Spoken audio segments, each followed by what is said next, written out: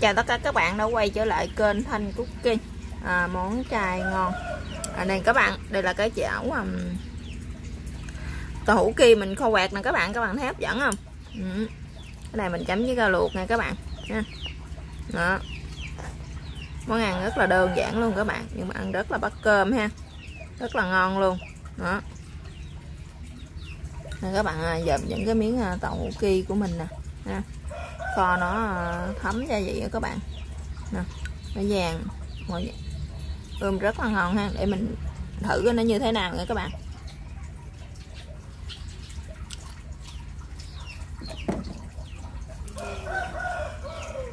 Nó hơi mặn mặn ha, nó hơi cay cay nữa các bạn, tại vì cái mùi cay của ớt ha. Đó, rất là bắt cơm luôn các bạn. Mình chấm với lại cái dĩa rau luộc này nè các bạn. Đó, đây là cái dĩa rau luộc của mình nè. Đó, chấm với cái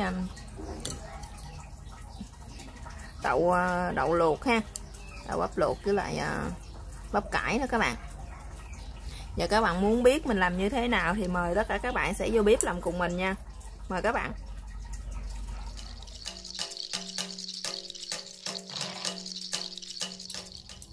Chào tất cả các bạn, hôm nay mình sẽ chia sẻ với các bạn cái món là tàu hũ ki tươi mình kho quẹt chấm với lại rau luộc kìa các bạn. Trước tiên thì mình sẽ có đây là 100g tàu hũ ki tươi nè ha. Đó, đây là một cọng nè, mình xài cái cọng nè các bạn. Tiếp theo thì mình sẽ có đây là nước mắm chai ha, đường, bột ngọt và rau để mình luộc chấm á các bạn. Thì mình sẽ có đây là 2 cái bắp cải nha, mini này ha, với lại một ít đậu que đó các bạn. Cái này thì hành với lại ớt thì mình để vô trong cái chảo kho quẹt của mình các bạn, cho nó hấp dẫn hơn ha. Bây giờ mời các bạn sẽ vô bếp làm cùng mình nha. Rồi bây giờ trước tiên thì chúng ta sẽ đi sơ chế cái phần đậu này trước nha các bạn. Mình sẽ sử dụng một cái thau nước ha, cho mình sẽ cho vào đây một ít muối để mình rửa cái phần rau của mình đó các bạn ha. Đó, bây giờ thì mình sẽ những cái trái đậu nè các bạn luộc thì các bạn cắt làm đôi nó, cắt cái đầu nó ra ha, các bạn kéo chỉ nó ra nè các bạn.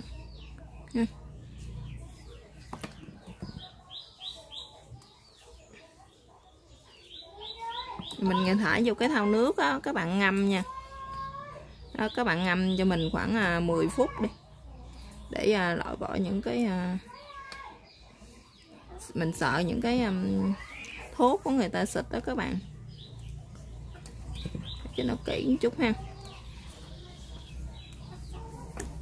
Còn cái bắp cải mini này nè thì các bạn cứ chẻ nó làm đôi đi.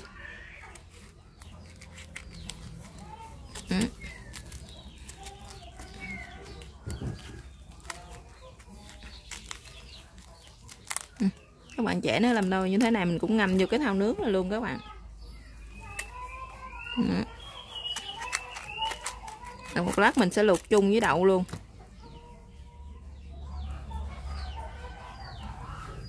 Chúng ta sẽ đi cắt cái phần tàu hũ ki này ra nha các bạn. Nè, mình cắt những cái miếng cho nó nhỏ thôi nha. Các bạn lấy kéo cắt cho nó nhỏ thiệt nhỏ như thế này nha các bạn. Một lát nữa mình sẽ kho khô nó ngon hơn nha. Các bạn cắt cho nó lớn á, mình sẽ kho khô á, nó sẽ nở ra các bạn. Cái miếng tàu hũ ki của mình nó sẽ không được ngon không nha. Thì các bạn cắt như thế này nè. Cắt thì tùy ý theo của các bạn muốn cắt lớn thì lớn, còn muốn cắt nhỏ thì nó sẽ nhỏ hơn ha. Thế này nè các bạn. Mình thì mình chịu cắt nhỏ thôi, tại vì mình kho khô quá cho nên mình cắt nhỏ như thế này thì nó sẽ ngon hơn đó các bạn. Tàu hũ ki này các bạn mua về á thì các bạn rửa qua nước muối sơ nha các bạn, để người ta bán á, có bụi bẩn rồi nó bám vô cái phần tàu hũ ki của mình đó ha. Thì các bạn cứ mua về, các bạn lấy nước ấm á, cho các bạn mua về thì các bạn lấy cái phần nước ấm ấm thôi ha, với lại muối các bạn để vô, các bạn rửa sơ ngang lại.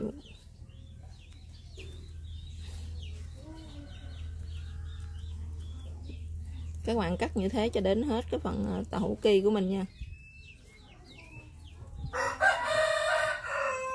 giờ với cái phần tàu hũ kia thì mình đã cắt xong rồi nè các bạn ha, mình đã cắt nhỏ như thế này. Thì tiếp theo thì mình sẽ cắt cái phần tỏi với hành lá này ra luôn các bạn.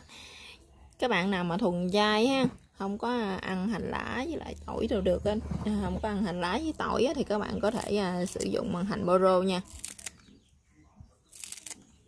Đó, mình cũng sẽ cắt cái phần hành lá này của nó ra nhuyễn luôn các bạn. Rồi bây giờ hành thì mình đã cắt xong rồi đó các bạn. Ớt thì mình cũng sẽ cắt ra để chung với lại hành luôn ha. Các bạn các bạn nào mà ăn cay được nhiều á thì các bạn sẽ để ớt nhiều hơn ha. Mình sẽ sử dụng một trái ớt thôi các bạn. Các bạn cắt miếng như thế này nè.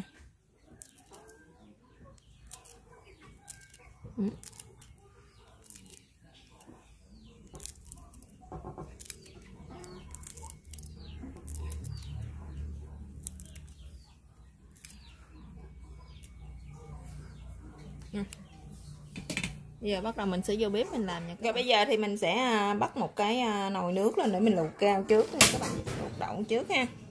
Giờ các bạn muốn cái nồi nước của mình nó mau sôi hơn á thì các bạn sẽ để vô đây một ít muối nha.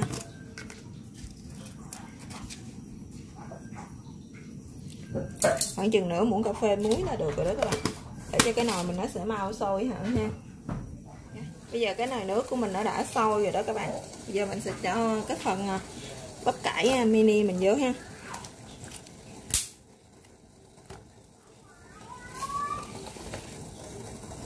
Đậu này mình cũng sẽ luộc chung luôn các bạn.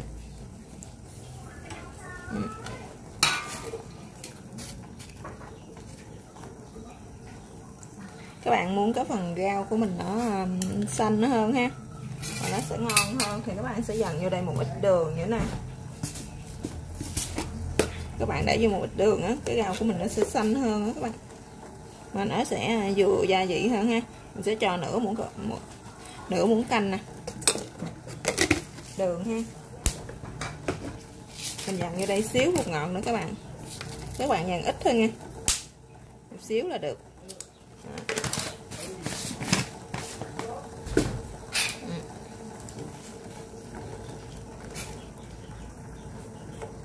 Các bạn luộc cho mình khoảng 5 phút là cái phần đậu của mình nó chín đó các bạn. Trong thời gian mình luộc đậu các bạn với lại bắp cải ha, giờ mình sẽ bắt cái chảo lên để mình cái chảo kho quẹt của mình nha. Thì cho vô đây một xíu dầu thôi các bạn.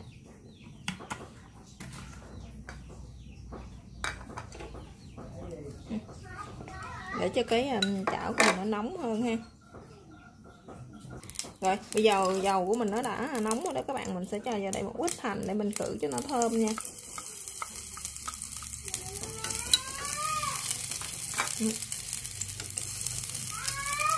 Đó, bây giờ hành của mình nó thơm rồi đó các bạn, mình sẽ tắt bếp nha, mình sẽ cho nước mắm vào đây.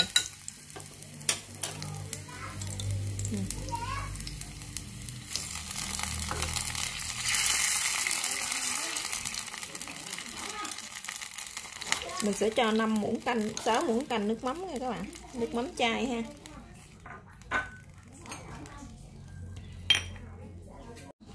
Rồi tiếp theo mình sẽ cho bột ngọt nha. Mình sẽ cho vào đây nửa muỗng cà phê bột ngọt nè ha. Đường. Mình sẽ cho vào đây 2 muỗng cà phê đường. Các bạn. Tiếp theo thì các bạn sẽ cho vào đây một ít xíu nước màu thôi nha, để mình tạo cái màu cho nó, lát nữa mình kho nó sẽ có cái màu đẹp hơn nha các bạn.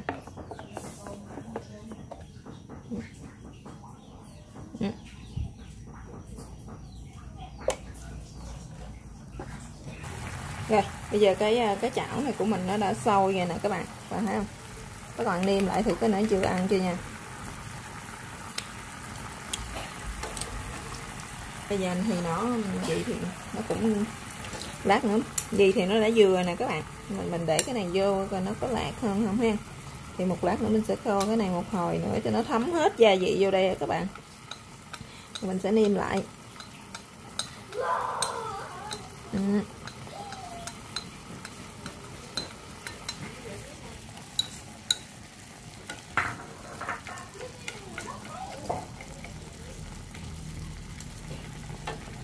Nó đã lên cái màu như thế này rồi ha.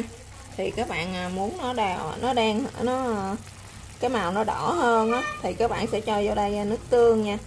Mình sẽ cho vô đây 2 muỗng nước tương nữa các bạn. Đó. Thì một lát nữa thì nó sẽ sắc xuống, nó khô xuống đó các bạn. Thì nó sẽ lên một cái màu đậm hơn ha. Rồi các bạn như thế này thì các bạn kho cho đến khi nào nó khô lại.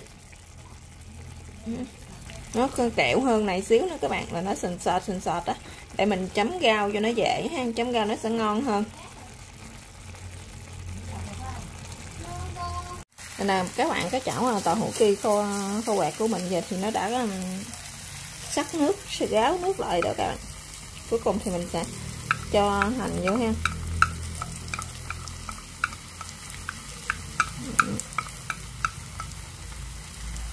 Đang hấp dẫn nha.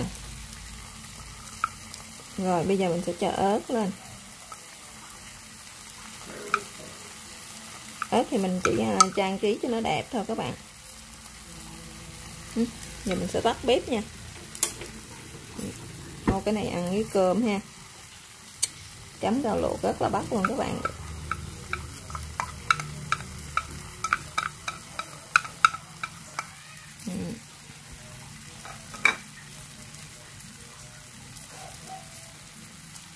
Thì đến đây cái món tàu hũ ki mình kho quẹt thì nó cũng đã hoàn thành rồi đó các bạn.